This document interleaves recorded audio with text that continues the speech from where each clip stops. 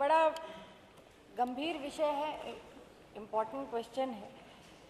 आज प्रदेश की लगभग 70% हमारी जो आबादी है वो कृषि पर आधारित। जिस तरह से आवारा पशुओं की वजह से जो क्षति पहुंच रही है हमारे किसानों की फसल को, ये पूरे प्रदेश में, और मैं मानती हूँ कि ये किसी सत्ता पक्ष या विपक्ष का सवाल नहीं हो सकता। ये ज़्यादातर हमारे जो सदस्य हैं ये भी कृषि बैकग्राउंड से ही आते हैं। किसानों की जो लागत है पिछले वर्षों में वो बढ़ गई, चाहे वो खाद की कीमत हो, बिजली की हो, डीजल की हो, बीज की हो, सारी कीमतें बढ़ी, जिसका सीधा असर किसान की लागत पे पड़ा।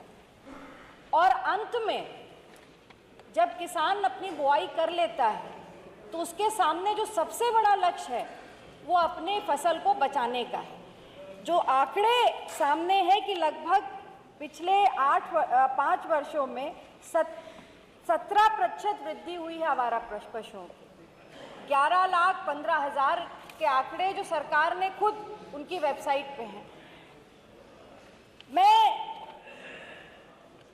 जब हम लोग क्षेत्र में जाते हैं, हम कितनी भी विकास की बात कर लें, किसान एक ही सवाल पूछता है कि हम अपनी फसल को कैसे बचाएं।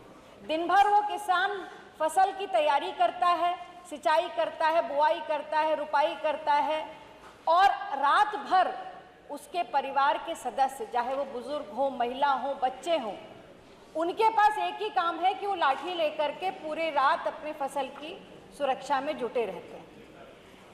जो मेरा प्रश्न है उसमें मैंने स्पष्ट पूछा था सरकार से कि सरकार कोई ऐसी नीति लाएगी जो कटीले तार किसानों ने लगाए थे अपनी फसल की सुरक्षा के लिए, उस पर सरकार ने प्रतिबंध लगा दिया। ठीक है, क्योंकि उससे गोवंश को नुकसान पहुंच रहा था। हम सब गोवंश का पालन करते हैं, मेरे पास भी गौशाला है, 200 से अधिक गोवंश हैं उसमें, हम सब उनकी सेवा करते हैं। पर जो बड़ा प्रश्न है कि गोवंश की सुरक्षा भी होनी चाहिए और किसान की फसल की सुरक्षा भी होनी चाहिए। तो क्या, मेरा जो पहला प्रश्न है कि क्या सरकार कोई ऐसी नीति बनाएगी जिसमें जो फसल का, आवारा पशुओं का फसल का नुकसान हो रहा है, ऐसी ठोस नीति बनाएगी उससे उसका नुकसान बचे, पहला। दूसरा, क्या सरकार जो नुकसान किसानों का फसल का हो रहा है कोई ऐसा सिस्टम बनाएगी कि उनकी समीक्षा हो सके, और तीसरा, क्या सरकार जो फसल का नुकसान हो रहा है किसानों की उस पर मुआवजा देने के लिए क्या सरकार कोई नीति बनाएगी? ये मेरे 3 सीधे। माननीय मंत्री जी, एक मिनट माननीय मंत्री जी, 1 सेकंड। इसमें 2 और प्रश्न करता है। श्री राजपाल जी बाल्यान हैं क्या? नहीं है, हैं, आप भी पूछ लीजिए। नहीं, अब वो जब नेक्स्ट लास्ट में होगा तब अगर बचेगा समय तो लेंगे। आप लीजिए। आपका कोई प्रश्न है बाल्यान जी? हाँ जी, पूछ लीजिए। आप भी पूछ लीजिए, स्वामी जी पूछ लें, फिर तीनों का उत्तर एक साथ है। वही प्रश्न है तो उत्तर आ जाएगा कि कांटेदार तार पर रोक लगा दी, तारों पर रोक लगा दी। हम उससे सहमत हैं कि गोवंश घायल ना हो, लेकिन किसान का जो नुकसान होता है उसके किसान की भरपाई के लिए सरकार ने कोई योजना बनाई या बनाने की आगे योजना है? ये मेरा प्रश्न।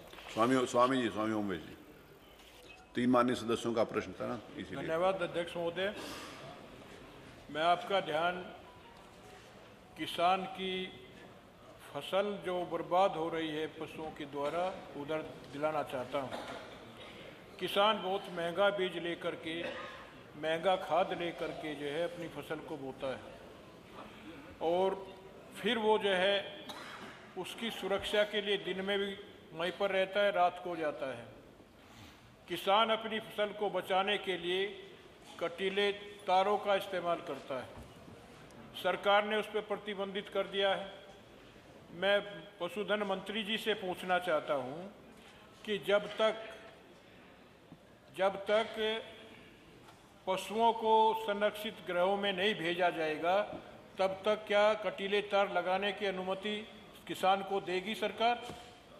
दूसरा प्रश्न, रात को जब किसान अपनी फसल को बचाने के लिए सारी रात जागता है और कई बार जो है सांड जो है किसान को मार देता है, बुरी तरह से मार देता है और वो ख़त्म हो जाता है।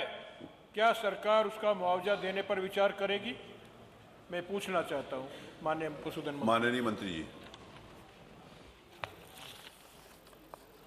माननीय अध्यक्ष जी, विपक्ष किसान के माध्यम से किसान का सहारा लेकर कसाईयों को बचाना चाहता है। ये निश्चित रूप से सुनिए, उसके बाद आप प्रश्न कर लीजिएगा। देखिए, आपका जो प्रश्न है उसके बाद मैं आपको अवसर दूंगा, आप अपनी बात कह लीजिएगा। अरे उसके बाद आप पूछ लीजिएगा, मैं मना थोड़ी कर रहा हूं। आप पूछ लीजिएगा, आप पूछ लीजिएगा। बैठिए। अरे नहीं, आप कहो मैं नहीं कर रहा, काम खत्म हो गया। अरे जरूरी थोड़ी जो कह रहे हैं आप कर ही रहे हो। चिंतित है माननीय स्वामी जी ने पूरा उत्तर आ जाने दीजिए, पूरा उत्तर आ जाने दीजिए, तार लगा पूरा उत्तर आना जाने दीजिए। माननीय अध्यक्ष जी, पूरा उत्तर आ जाए। माननीय अध्यक्ष जी बैठिए, पूरा उत्तर आ जाए। आपके लिए नहीं कहा उन्होंने, ऐसे आपके लिए थोड़ी कहा, लगाते वो तो उनके लिए कहा, आपके जो लिए। जहरीले होते हैं, आरीदार तार होते हैं, बैठिए। उनसे गाय का सीना कट जाता है और गाय तड़प बैठिए तड़प अध्यक्ष मरती है। जी। इसके बाद आप खड़े हो जाइएगा। मंत्री जी बोल रहे हैं, आप बैठ जाओ। मंत्री जी बोलने के बाद आप खड़े हो जाइएगा। बैठिए प्लीज। अवधेश जी आपको अवसर देंगे।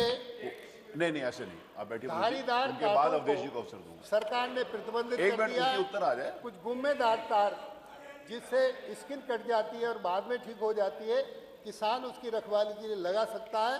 धारीदार तार हम लगाने को प्रतिबंध कर दिया है, क्योंकि वो जहरीले होते हैं, गाय की छाती कटती है, फिर सड़ती है, फिर तड़प तड़प के मरती है। इसलिए सरकार ने इसको प्रतिबंधित कर दिया है। गुम्मेदार तार किसान लगा सकता है। मान्यवर, सरकार चिंतित है। निराश्रित गौवंश को आश्रय स्थल पर पहुंचाने के लिए 302 स्थायी गौ आश्रय केंद्र सरकार ने बनाने का काम किया है और इनमें हम आश्रय स्थल पर जो निराश्रित गौवंश है उसको पहुंचाने का काम करेंगे। हमारे पास इस समय 5,723 अस्थायी गौ आश्रय स्थल हैं, जिनमें 8,50,269 संरक्षित गौवंश है।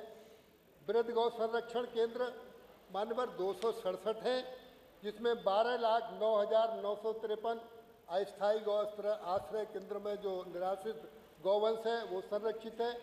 और मानवर काना गौ आश्रय 210 हैं, जिसमें 79,902 निराश्रित गौवंश संरक्षित है।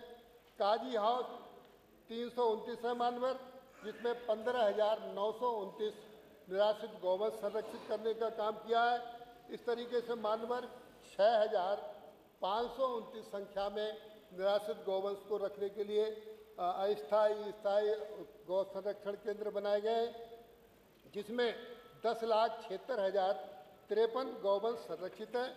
मान्यवर, अभी बजट में भी गौवंश को सुरक्षित और संरक्षित स्थान देने के लिए 750 करोड़ का बजट योगी सरकार ने आवंटित किया है। वृद्ध गौ संरक्षण केंद्र के लिए 120 करोड़ का बजट आवंटित किया है और काना गौशाला एवं बेसहारा सड़कों पर ऐसे घूमने वाले निराश्रित गौवंश को 100 करोड़ पशु योजना में देने का आवंटित बजट किया है। इस तरीके से योगी सरकार पूरी तरीके से चिंतित है। जल्दी ही शीघ्र किसानों के खेतों में सड़कों पर निराश्रित गौवंश दिखाई नहीं देगा। माननीय अवधेश जी, अवधेश प्रसाद जी, आपको मोना जी अवधेश जी पूछना, आप बैठिए। माननीय अवधेश जी, मानवर, मैं आपका अवधेश जी बहुत पूछना, वो आभारी बहुत हूँ सीनियर मेंबर है। नहीं, आपका नहीं, मानवर, नहीं आपका नाम नहीं है। जिनका नाम था मैंने सबको बुलाया। नहीं, अवधेश जी सबसे सीनियर मेंबर है, उनको बुलाऊंगा। नहीं, आप डिस्टर्ब नहीं करिए प्लीज। आप माननीय अवधेश जी बैठिए। नहीं, गंभीर है। आपको मैंने स्वयं माननीय बाल्यान जी को बुलाया, वो खड़े नहीं हो रहे थे, मैंने जबरदस्ती खड़ा करके पूछवाया उनसे। आप बैठिए। आप अवधेश जी को डिस्टर्ब नहीं करिए प्लीज। मानवर, मैं आपका बहुत आभारी हूं कि आज एक ऐसा सवाल माननीय सदन में और आपके समक्ष आया है, वो किसानों से जुड़ा सवाल है। मानवर, किसान हमारे देश का अन्नदाता है, लेकिन आज बहुत परेशान है। सरकार की तरफ से कहा